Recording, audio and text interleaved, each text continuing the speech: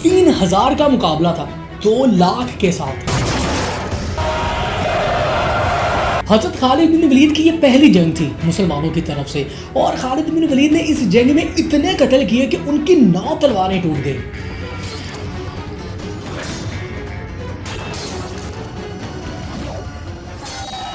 اس جنگ میں نبی علیہ السلام مدینے میں تھے، گویا وہ اس جنگ کو خود دیکھ رہے ہیں اور صحابہ کرام کو بتا رہے ہیں کہ اس وقت جنگ میں کیا ہو رہا ہے۔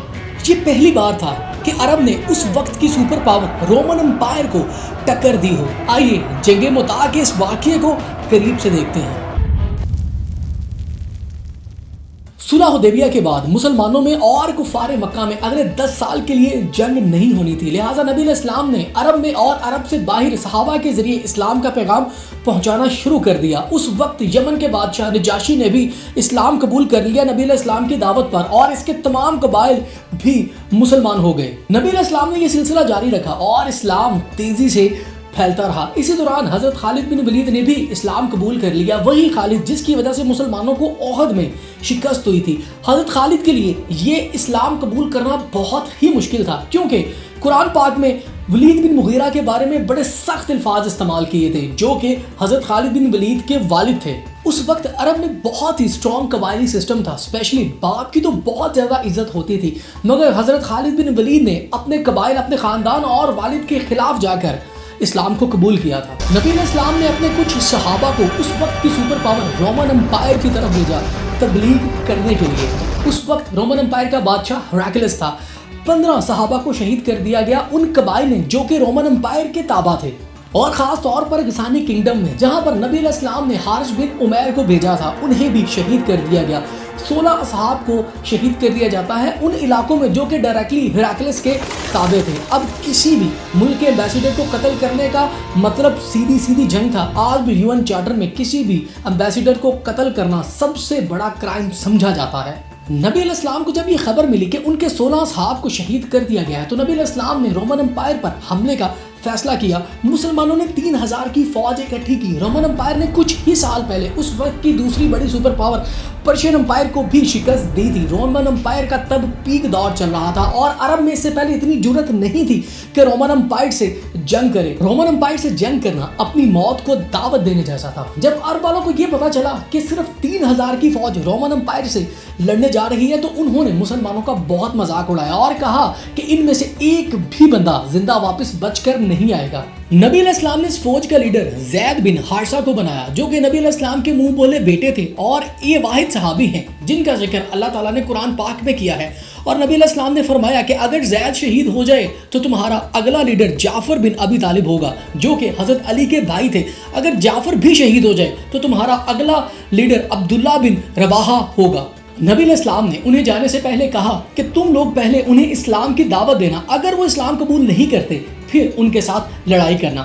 حضرت زید بن حارثہ 3000 کی فوج لے کر چلے گئے۔ جب وہ راستے میں تھے انہیں معلوم ہوا کہ رومن امپائر بھی لڑائی کے لیے تیار ہے، اور وہ 2 لاکھ کی فوج لا رہے ہیں۔ 2 لاکھ یعنی کہ ایک مسلمان کے بدلے ان کے پاس 66 لوگ تھے۔ بدر میں ایک کا مقابلہ 3 کے ساتھ تھا، یہاں ایک کا مقابلہ 66 لوگوں کے ساتھ تھا۔ مسلمانوں نے یہ سوچا کہ مدینہ سے اور فوج کا انتظار کیا جائے، مگر مسلمانوں کے تیسرے لیڈر عبداللہ بن رواحہ نے کہا یا تو ہم آگے جا کر اس جنگ کو جیتیں گے یا شہید ہوں گے، ہم یہاں انتظار نہیں کریں گے۔ مسلمانوں نے اپنی اسٹریٹجی چینج کی اور ایک بڑا زبردست پلان بنایا۔ جس جگہ مسلمانوں کی لڑائی ہونی تھی، مسلمان اس جگہ سے پیچھے ہٹے اور مطاع کے 2 پہاڑوں کے درمیان آ کے رکے۔ اس سے مسلمانوں کو یہ فائدہ ہوا کہ رومن اپنی آرمی زیادہ اسٹریچ نہیں کر سکتے تھے، کیونکہ دونوں اطراف پر پہاڑ تھے اور ان کے زیادہ نمبر ہونے سے بھی ان کو زیادہ فائدہ حاصل ہونے والا نہیں تھا۔ جنگ شروع ہوئی۔ مسلمانوں نے بڑی طاقت کے ساتھ رومن آرمی کے اوپر حملہ کیا۔ رومن آرمی کے پاس بہت ہی جنگی ایکسپیرینس تھا۔ انہوں نے نیزوں کی مدد سے مسلمانوں کے پہلے لیڈر حضرت زید بن حارثہ کو شہید کر دیا۔ نبی علیہ السلام مدینہ میں تھے جب حضرت زید بن حارثہ کو شہید کر دیا گیا، تو نبی علیہ السلام کی آنکھوں سے آنسو جاری ہو گئے، اور نبی علیہ السلام نے فرمایا کہ میرے زید کو شہید کر دیا گیا ہے۔ اس کے بعد مسلمانوں کے اگلے لیڈر جعفر بن ابی طالب نے جھنڈا اٹھایا اور بڑی ہی طاقت سے رومن آرمی کے ساتھ لڑائی کی۔ رومن آرمی نے انہیں گھیرے میں لے لیا تو حضرت جعفر کے دونوں بازو کٹ گئے اور ان کے جسم پر 80 زخم آئے جس سے وہ بھی شہید ہو گئے. تو نبی علیہ السلام نے کہا کہ جعفر کو بھی شہید کر دیا گیا ہے, میں نے جنت میں دیکھا ہے, اللہ تعالیٰ نے اسے 2 پر عطا کر دیے ہیں. اس کے بعد مسلمانوں کے تیسرے جنرل عبداللہ بن رواحہ نے مسلمانوں کا جھنڈا اٹھایا اور بڑی جرأت کے ساتھ رومن کے ساتھ لڑائی کی. رومن والوں نے انہیں بھی شہید کر دیا. تو آقا علیہ السلام نے مدینے میں فرمایا کہ عبداللہ کو بھی شہید کر دیا گیا ہے. پھر آقا علیہ السلام نے فرمایا کہ اب مسلمانوں نے اللہ کی تلواروں میں سے ایک تلوار کو اپنا امیر چن لیا ہے, اور میں اللہ تعالیٰ سے یہ امید کرتا ہوں کہ اس کے ہاتھوں اللہ تعالیٰ مسلمانوں کو فتح نصیب کرے. حضرت خالد بن ولید کی یہ پہلی جنگ تھی مسلمانوں کی طرف سے, اور جب حضرت عبداللہ بن رواحہ کو بھی شہید کر دیا گیا تو تمام مسلمانوں نے حضرت خالد بن ولید کو دوران جنگ ہی اپنا لیڈر چن لیا. حضرت خالد بن ولید نے بڑی جرأت کے ساتھ رومن آرمی کے اوپر حملہ کیا, حتیٰ کہ ان کی 9 تلواریں ٹوٹ گئی.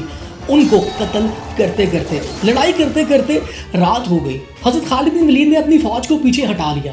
حضرت خالد ایک بڑے زبردست پلانر تھے. جنگی عہد میں بھی ان کی پلاننگ کی وجہ سے ہی مسلمانوں کو شکست ہوئی تھی. حضرت خالد بن ولید نے یہ اندازہ لگا لیا کہ مسلمان ان سے جنگ نہیں جیت سکتے, کیونکہ ان کی فوج 2 لاکھ کی تھی.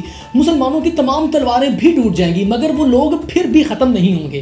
خالد بن ولید یہ جنگ چھوڑ کر نہیں جانا چاہتے تھے. اگر مسلمان یہ جنگ چھوڑ کر جاتے تو رومن والے مسلمانوں کی فوج کو کمزور سمجھتے, اور ہو سکتا کہ وہ بعد میں مدینہ پر حملہ کر سکتے تھے. لہٰذا خالد بن ولید نے ایک بڑا زبردست پلان بنایا. انہوں نے بہت ساری فوج کو پہاڑ کی دوسری سائڈ پر بھیج دیا. اگلے دن نئے جھنڈوں کے ساتھ گرد و غبار اڑاتے ہوئے اس فوج میں آ کر شامل ہو جائیں. ایسا ہی ہوا. اگلے دن مسلمان نئے جھنڈوں کے ساتھ شور شرابہ کرتے ہوئے, گرد و غبار اڑاتے ہوئے آ کر مسلمانوں کی فوج میں شامل ہو گئے. اس ٹیکٹک سے رومن آرمی یہ سمجھی کہ مسلمانوں کی پیچھے سے نئی مدد آ گئی ہے. اس وجہ سے انہوں نے مسلمانوں پر حملہ نہیں کیا, کیونکہ مسلمان 2 پہاڑیوں کے درمیان تھے اور رومن والے زیادہ دور تک نہیں دیکھ پا رہے تھے کہ کتنی مدد اور مسلمانوں کے ساتھ آئی ہے.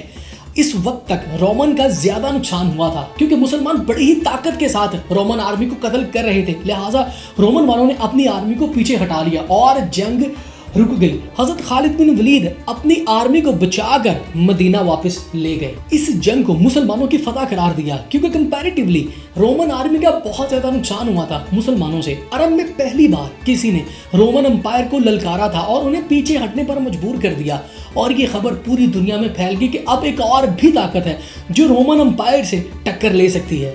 پورا عرب اس جنگ کو بڑے ہی غور سے دیکھ رہا تھا. جب ان کو یہ پتا چلا کہ مسلمانوں نے رومن آرمی کو پیچھے ہٹنے پر مجبور کر دیا تو ان کے دلوں میں مسلمانوں کی عزت بہت زیادہ بڑھ گئی.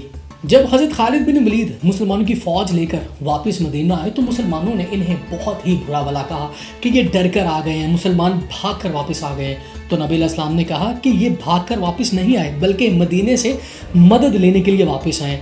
ہم دوبارہ بہت جلد رومن امپائر پر حملہ کریں گے. دوسری طرف مکہ کے قریش نے صلح حدیبیہ کا معاہدہ توڑ دیا. فتح مکہ. سبسکرائب.